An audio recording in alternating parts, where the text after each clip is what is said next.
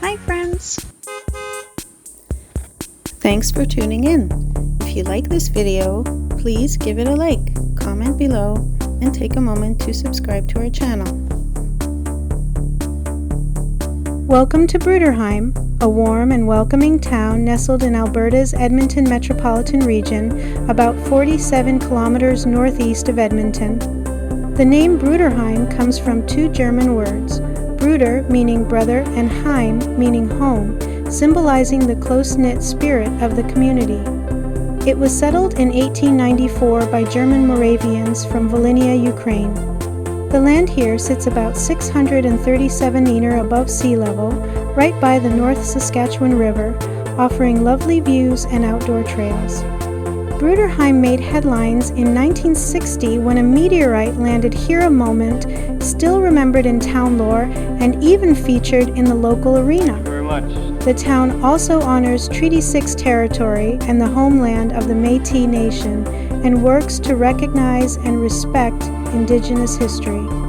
Today, Bruderheim blends its rich past with modern small-town comforts, all set against open fields and friendly streets.